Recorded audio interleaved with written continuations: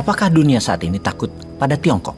Maka jawabannya adalah iya. Tiongkok berani melanggar banyak hal yang polisi dunia atur dan melarang. Polisi dunia atau negara superpower pemegang world order, Amerika, begitu Tiongkok melakukannya, hanya bisa diam. Apalagi negara seperti Wakanda yang dikelola sangat pragmatis, populis, dan benefit untuk sebagian manusia. Kebijakan yang dijalankannya, ya milih manut Tiongkok. National interest Wakanda bukan untuk negaranya sendiri kesannya, bukan untuk rakyat sepertinya, namun untuk kepentingan sebagian. Wes, rausah diteruske, nanti dibilang nyinyirin Wakanda, padahal ya memang iya. Mau bukti? Tiongkok itu ditakuti dunia, apalagi di Wakanda. Tiongkok menjalankan sebuah operasi, tentunya operasi militer karena kebijakannya dijalankan di luar Tiongkok. Namanya Operation Dragon Net. Alasan Tiongkok adalah mereka membangun jaringan kepolisian di negara lain adalah untuk mengejar para pelaku kejahatan atau criminal law. Polisi Tiongkok mengejar pelaku kejahatan ini di negara lain. Datang ke tempat tinggal mereka di negara manapun, kemudian mengancam, menekan mereka, menyiksa mereka, bawa mereka ke pesawat segera untuk dibawa pulang ke Tiongkok. Untuk melaksanakan hal ini, Tiongkok membangun kantor polisi di negara orang, dan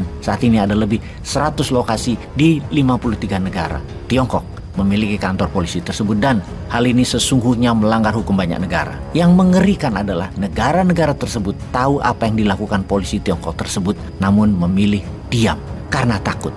Atau negara tersebut melihat dari sisi yang lain, memang melanggar hukum antar negara, mengancam orang, menyiksa orang. Namun karena hal itu dianggap warga Tiongkok, ya banyak negara mendiamkan saja. Namun sesungguhnya hukum suatu negara berlaku di wilayahnya, mau itu warganya sendiri atau warga asing. Tapi karena melihat benefit, yaitu takut investasi Tiongkok berkurang, maka memilih harga diri negaranya dijual saja. Karena itu kita bisa pastikan bahwa kalimat dunia takut dengan Tiongkok adalah benar. Polisi itu dikategorikan penjaga keamanan nasional Tiongkok, dan apa yang mereka lakukan di negara orang tadi, mereka menjadi polisi atas warga Tiongkok di negara-negara tersebut. Ketika mereka melakukan pengejaran terhadap para tersangka, polisi Tiongkok tersebut melakukan hal yang biasa mereka lakukan di negaranya, mengikuti target, kemudian menginterogasi, menekan, menyiksa, dan dibawa pulang ke Tiongkok dengan tekanan untuk dikriminalisasi. Memang tidak ada satupun yang dibunuh atau diasasin, namun banyak yang telah kembali ke Tiongkok. Mereka hilang, tak berbekas. Tidak ada yang tahu nasib mereka.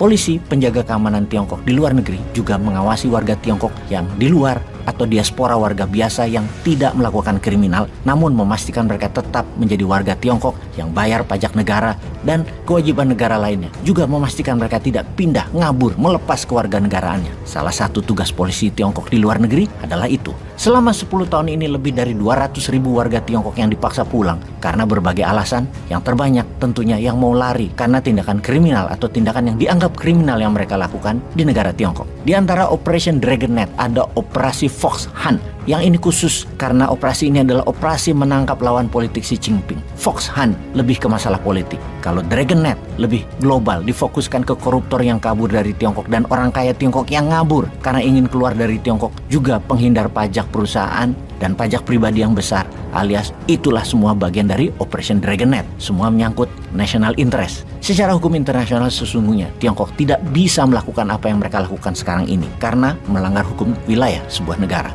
Tidak bisa hukum negara lain dipraktekkan di negara lainnya lagi dengan membawa kekuatan keamanan sendiri di negara lain. Ikuti sistem negara lain tersebut. Biarlah polisi lokal negara lain melakukannya, baru diberikan ke mereka. Sementara warga asing tersebut tidak melakukan tindakan kriminal di negara lain yang mereka tinggali, maka secara hukum tidak bisa dilakukan pemaksaan, penyiksaan terhadap mereka ala Tiongkok. Jadi Operation Dragon Net adalah melanggar hukum internasional, illegal. Hampir di seluruh negara Eropa ada pangkalan polisi Tiongkok tersebut, juga di Amerika Selatan, Afrika, tak terkecuali Kanada dan Amerika, juga di Indonesia dan juga di Wakanda. Sesungguhnya tuan rumah seharusnya melindungi semua orang yang tinggal di negara mereka. Jangan sampai hukum tidak berlaku bagi warga asing. Yang parah di Wakanda, jangankan asing, warga negara sendiri dirampok kedaulatannya oleh hukum. Jadi urusan ada polisi negara lain, ya bodo amat lah. Mau itu warga negara asing yang cari perlindungan politik karena beda pandangan politik, dari komunis ke demokrasi, gak urusan.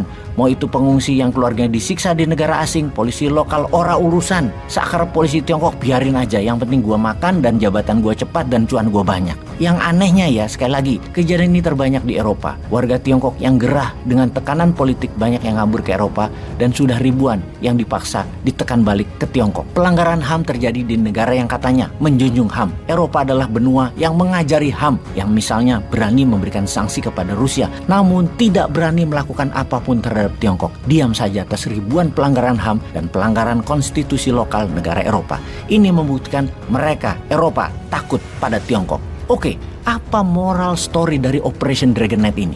Indonesia kan negara besar, ada baiknya buat juga Operation Eagle Nest atau operasi sangkar elang untuk bawa balik koruptor-koruptor dan bawa balik uang hasil korupsi di negara lain dan tangkap mereka yang tinggal di luar negeri namun kerja menyedot duit Indonesia namun hasilnya dibawa keluar. Ini kalau benar-benar Indonesia punya nyali terhadap koruptor, walaupun koruptor tadi jadi pendukung dalam pilkada, pilpres dan pileg dan punya nyali untuk berhadapan dengan negara lain, kita tiru Tiongkok, tangkepin para penjahat yang di luar Indonesia itu. Sesekali tiru Tiongkok dong, jangan ikuti maunya Tiongkok terus. Kenapa sih susah bener action buat negara sendiri?